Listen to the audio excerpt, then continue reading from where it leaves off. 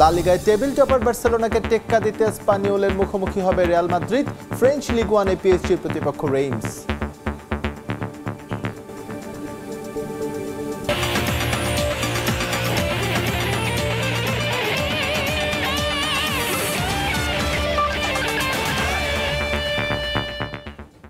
বিশ্বের নানা প্রান্তের খেলাধুলার খবর নিয়ে আমাদের নিয়মিত আয়োজন খেলার সময়, আর এই আয়োজনে আপনাদের সঙ্গে আছি আমি এসএম ইকবাল। এই মুহূর্তে এম এ চিদম্বরমে আছেন রিপোর্টার মাহবুব রিমন। ম্যাচের সবশেষ তথ্য জানতে সরাসরি যুক্ত হচ্ছে তার সঙ্গে। চেন্নাই থেকে কোনো সুখবর নেই, অর্থাৎ গেল 2 দিন যেভাবে ডমিনেট করেছে টিম ইন্ডিয়া, ঠিক আজও কিন্তু তেমনভাবে তারা শুরু করেছে এবং তাদের লিডটা কিন্তু 450-র কাছাকাছি বা 450 ছাড়িয়েছে। সবচাইতে বড় বিষয় হচ্ছে এই টেস্ট 5 দিনে যাবে কিনা সেটি কিন্তু বড় প্রশ্ন, এবং সেই প্রশ্ন শুধুমাত্র যে স্টেডিয়ামের প্রেস বক্সে ঘুরে ফিরে আসছে তা নয়, এখানকার যারা দর্শকরা খেলা দেখতে এসেছেন তাদের মধ্যেও কিন্তু ঘুরে ফিরে আসছে। কারণ গেল 2 দিন আমরা যেমন দর্শক দেখেছি তার চাইতে আজকে কিন্তু দর্শকের সংখ্যা অনেক বেশি, এবং তারা কিন্তু ধরেই নিয়েছেন, আমরা অনেকের সঙ্গে কথা বলেছি, তারা ধরেই নিয়েছেন যে ম্যাচটা হয়তো 4 দিনে যাবে না, আজই হয়তো বা শেষ হয়ে যাবে, কিংবা 4 দিন গেলেও হয়তো প্রথম সেশনে শেষ হয়ে যাবে। বলাই বাহুল্য বাংলাদেশ দল আসলে যেভাবে ব্যাটিং করেছে, বিশেষ করে নিজেদের প্রথম ইনিংসে একেবারে যাচ্ছে তাই, একেবারে যার পর নাই হতাশ। বোলিংয়ের যদি কথা বলি, আজকে সকালেও আসলে গতকালকে রাতে প্রায় সারা রাতই বৃষ্টি হয়েছে, আজকে ভোরেও বৃষ্টি হয়েছে, এরপরেও উইকেটে কিন্তু আমরা দেখেছি যে নাজমুল হোসেন শান্ত, মেহেদী হাসান, মিরাজকে দিয়ে শুরু করেছেন, অথচ টাইগার পেসাররা প্রথম ইনিংসের পুরোটা এবং দ্বিতীয় ইনিংসের শুরুটা অর্থাৎ ভারতের তারাই কিন্তু ডমিনেট করেছে। তারপরও মিরাজকে দিয়ে শুরু ছিল কেন আসলে শান্ত, ঠিক কোন পরিকল্পনা সেটা হয়তো আমাদের জানা নেই, তবে ভারতের পরিকল্পনা কিন্তু স্পষ্ট। যত দ্রুত সম্ভব তারা তাদের স্কোর বোর্ডটাকে যত বড় করতে পারে এবং বাংলাদেশকে একটা বিশাল টার্গেট তারা ছুড়ে দিতে পারে, এবং তারা চাইবে না এই ম্যাচটা 5 দিনে যেতে। তবে একটা বিষয় স্বস্তি রয়েছে বাংলাদেশের, কারণ চেন্নাইয়ের যে আবহাওয়ার পূর্বাভাস রয়েছে সেখানে বলা হয়েছে যে আগামীকাল কিন্তু দুপুর নাগাদ বৃষ্টি হতে পারে, এবং পঞ্চম দিন অর্থাৎ পরশুও কিন্তু বৃষ্টির একটা সম্ভাবনা রয়েছে। অর্থাৎ এই টেস্টে বাস্তবতা বলছে যদি কেউ বাংলাদেশকে বাঁচাতে পারে সেটি হচ্ছে গিয়ে বৃষ্টি। বাংলাদেশের যদি ফিল্ডিংয়ের কথা বলি, ব্যাটিংয়ের চাইতেও বোধহয় হতাশা। নাজমুল হোসেন শান্ত একটা লোপ্পা ক্যাচ ছেড়েছেন, শুধু তাই নয়, ক্যাচ ছেড়েছে হাফ চান্সকে পূর্ণতা দিতে পারেননি হাসান মাহমুদ, তাইজুল ইসলামরা, যে কারণে কিন্তু ভারতের যে রান সে রানটা পাহাড় থেকে পাহাড় সম হচ্ছে। এবার একটু আলাদা করে সাকিব আল হাসানের কথা বলতে চাই। সাকিব আল হাসান ব্যাটিংয়ে আমরা জানি যে ছন্দে নেই, তবে বোলিংয়েও কিন্তু তিনি চিদম্বরম টেস্টে একেবারেই তার জাত চেনাতে পারছেন না। আমরা যতদূর জানতে পেরেছি তার আঙুলে একটু সমস্যা রয়েছে। জানেন যে এই ম্যাচ খেলার আগে তিনি কাউন্টিতে সারের হয়ে খেলেছিলেন এবং সেখানে 2 ইনিংসে কিন্তু তিনি প্রায় 65 ওভার 2 বল করেছেন, অর্থাৎ দীর্ঘ সময় বল করেছেন। টানা বোলিংয়ের যে ক্লাবের হয়ে যে টানা বোলিংয়ের ধকল কিন্তু জাতীয় দলের হয়ে সাকিবকে দিতে হচ্ছে, এবং দেখেছি যে তার আঙুলের সমস্যার কারণে তিনি কিন্তু এখানে টানা বল করতে পারেননি। ফলাফল এখন পর্যন্ত চেন্নাই টেস্টে যে একজন বাংলাদেশের বোলার উইকেট শূন্য তিনি সাকিব আল হাসান ছিলেন। তো পরবর্তীতে আসলে দেখার বিষয় আসলে বাংলাদেশ দল কি করতে পারেন। তবে যদি একটু চেন্নাইয়ের আবহাওয়ার কথা বলি, এই মুহূর্তে সকাল থেকে এই পর্যন্ত দেখেছি যে আমরা মেঘ এবং রোদের একটা লুকোচুরি, এই মুহূর্তে আবার হঠাৎ করে রৌদ্র হেসেছে, কিন্তু কিছুক্ষণ আগেও দেখেছিলাম যে একটা মেঘের একটা আবহাওয়া রয়েছে। সব মিলিয়ে সেই আসলে ফায়দাটা তুলে নিতে পারছে না। সবচেয়ে বড় বিষয় হচ্ছে কি সেই ফায়দাটা কিন্তু বাংলাদেশের বোলাররা তুলে নিতে পারছে না। এবং ভারতের প্রথম ইনিংসের যদি আমরা কথা বলি, রবিচন্দ্র অশ্বিন এবং রবীন্দ্র জাদেজার 199 রানের পার্টনারশিপ, এবং দ্বিতীয় ইনিংসের যদি কথা বলি ঋষভ পন্থ এবং শুভমান গিলের যে পার্টনারশিপ, এই দুটো পার্টনারশিপের সমানও রান আসলে বাংলাদেশ করতে পারেনি। মোটে 149 রান করেছে নিজেদের প্রথম ইনিংসে। সব মিলিয়ে আসলে কঠিন চ্যালেঞ্জ বাংলাদেশের। দেখার বিষয় দ্বিতীয় ইনিংসে আসলে বাংলাদেশের ব্যাটসম্যানরা নিজেদেরকে কতটুকু প্রমাণ করতে পারে। সাকিব আল হাসানের যে কথা বলছিলাম, আরও একটু তথ্য দিয়ে রাখতে চাই দর্শকদের। আজকে তো সাকিব আল হাসান নতুন একটি রেকর্ড গড়েছেন, তিনি সবচাইতে বয়সী বাংলাদেশি ক্রিকেটার হিসেবে কিন্তু এই চিদম্বরম টেস্ট খেলতে নেমেছেন। 37 বছর 181 দিন। এর আগে যে রেকর্ডটি ছিল মোহাম্মদ রফিকের দখলে, দক্ষিণ আফ্রিকার বিপক্ষে তিনি 37 বছর 180 দিনে তিনি সবশেষ টেস্ট খেলেছিলেন। এবং সাকিব আল হাসানের যে বয়স হচ্ছে, তিনি 16 বছরের বেশি বাংলাদেশ দলকে সার্ভিস দিয়েছেন। কিন্তু বাস্তবতা বলছে আসলে সবাইকে বাস্তবতা মেনে নিতে হবে। সাকিব আল হাসানেরও যে বয়স হয়েছে, সেই পারফরমেন্স এবং তার সে আগের ঝাঁজটাও কিন্তু নেই, তার প্রমাণও কিন্তু মাঠে দেখা যাচ্ছে। ব্যাটিংয়ে তিনি তো আসলে দীর্ঘ সময় ধরে রান নেই। 2017 সালে শ্রীলঙ্কার কলম্বোতে তিনি সবশেষ টেস্টে 50 পেয়েছিলেন। এরপরে 17 এবং থেকে 24, আমরা যদি 7 বছরের কথা বলি, 7 বছরের বেশি হয়েছে সাদা পোশাকে সাকিব আল হাসানের কোনো 50 দেখা নেই। নাজমুল হোসেন শান্তর যদি কথা বলি, 6 ইনিংস হয়ে গেল নাজমুল হোসেন 7 বছর ধরে সাকিব আল হাসানের শতকের দেখা নেই। নাজমুল হোসেন শান্তর 6 ইনিংস ধরে 50 দেখা নেই। সব মিলে একটা যাচ্ছে তাই ব্যাটিং, তাই তো কঠিন চ্যালেঞ্জ অপেক্ষা করছে ব্যাটসম্যানদের দ্বিতীয় ইনিংসে। তবে তার আগে দেখার বিষয় ভারত তাদের টার্গেটটা কোথায় ছুড়ে দেয়। এই ছিল আমার কাছে চিদাম্বরম থেকে বাংলাদেশ ভারত 2 ম্যাচ টেস্ট সিরিজের প্রথম টেস্টের সবশেষ আপডেট।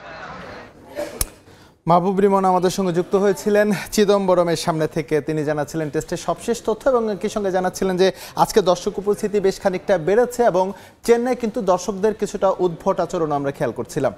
ভারতের বিপক্ষে টি-20 সিরিজ সামনে রেখে মিরপুরে অনুশীলন করার কথা থাকলেও বৃষ্টি বাধায় মাঠে নামতে পারেননি ক্রিকেটাররা। এই মুহূর্তে সেখানে আছেন রিপোর্টার তামিম হোসেন। আমরা এখন সরাসরি যুক্ত হচ্ছি তার সঙ্গে।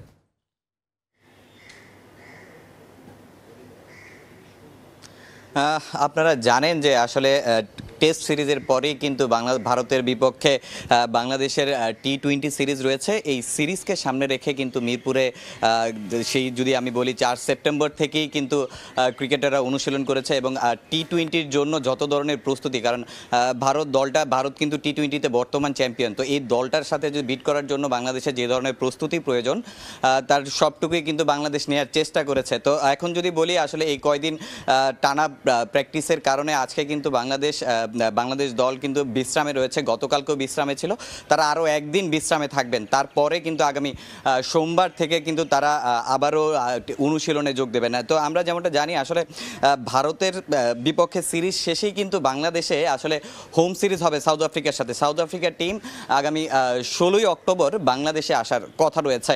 তো সেই পরিপ্রেক্ষিতে আসলে আমরা জানি যে সবশেষ 2015 সালে সাউথ আফ্রিকার টিম বাংলাদেশে এসেছিল, এরপরে কিন্তু আবারও বাংলাদেশে তারা আসছে। তো সেই যেহেতু আমরা জানি যে কিছুদিন আগেই আসলে দেশের একটা পরিবর্তন হয়েছে, তো ওই বিষয়ে কিন্তু সাউথ আফ্রিকার টিম সিকিউরিটি নিয়ে খুব কনসার্ন। তো এর জন্য কিন্তু তারা অলরেডি একটা প্রতিনিধি টিম, সিকিউরিটি ব্যবস্থা দেখার জন্য কিন্তু একটা প্রতিনিধি টিম বাংলাদেশে পাঠানোর কথা রয়েছে।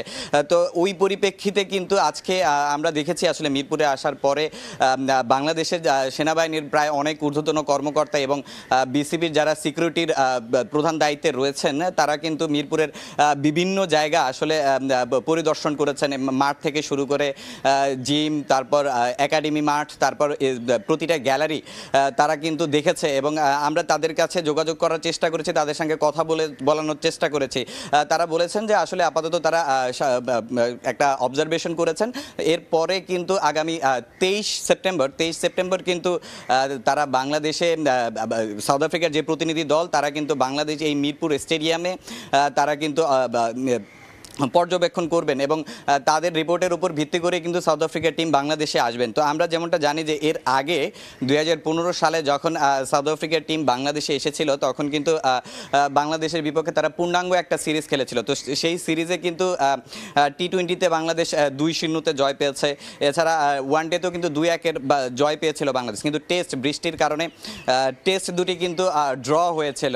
তো এছাড়া আমরা যদি বলি আসলে এই যে টেস্টটা এখনও শিডিউল ঘোষণা হয়নি, তারপরও বলা যাচ্ছে যে আগামী 21 অক্টোবর থেকে কিন্তু সাউথ আফ্রিকার বিপক্ষে বাংলাদেশের প্রথম টেস্টে শুরু হতে পারে এই মিরপুরে। তো মিরপুর থেকে বাংলাদেশের টি-20 স্কোয়াড এবং আসন্ন সাউথ আফ্রিকা সিরিজ নিয়ে এই ছিল আমার কাছে সবশেষ। তামিম আমাদের সঙ্গে যুক্ত হয়েছিলেন মিরপুর থেকে, জানাচ্ছিলেন সেখানকার সবশেষ তথ্য। এবার যাব ফুটবল প্রসঙ্গে। এফসি অনূর্ধ্ব 20 এশিয়ান কাপ বাছাই পর্বের প্রথম ম্যাচে শক্তিশালী সিরিয়ার বিপক্ষে মাঠে নামবে বাংলাদেশ। দলে নেই বেশ কয়েকজন গুরুত্বপূর্ণ ফুটবলার, তবে তা নিয়ে চিন্তিত নন সহকারী কোচ জাহাঙ্গীর আলম মিন্টু। পর্যাপ্ত অনুশীলনের সময় না পাওয়ায় সিরিয়ার বিপক্ষে ড্রয়ের জন্যই মাঠে নামবে বাংলার যুবরা। ভিয়েতনামে ম্যাচ শুরু হবে বাংলাদেশ সময় আজ সন্ধ্যা 6টায়।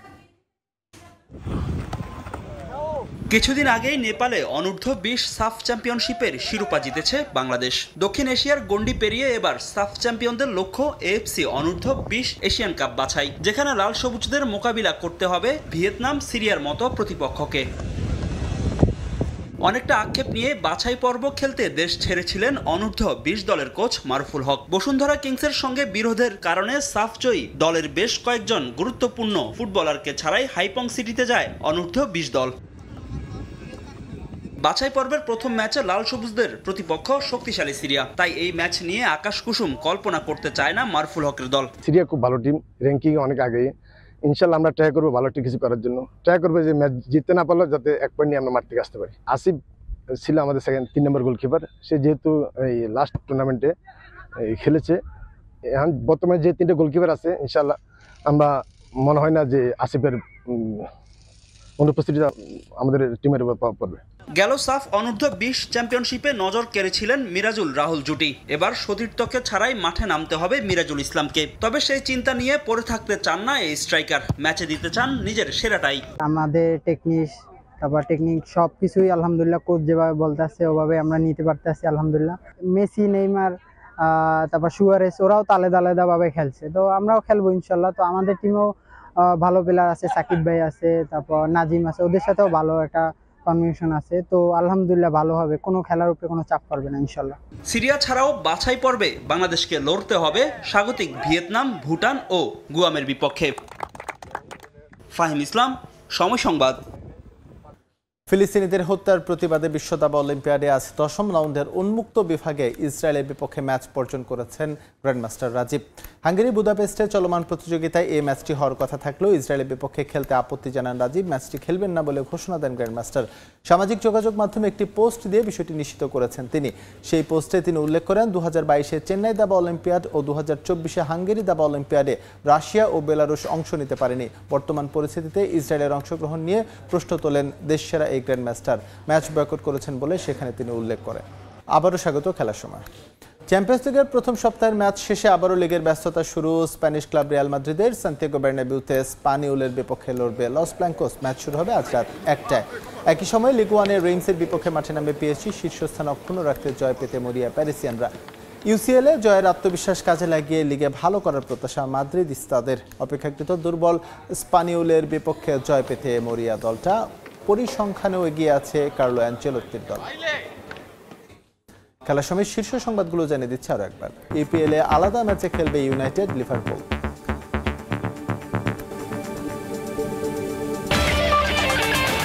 এই ছিল খেলার সময়, সঙ্গে থাকুন সময়।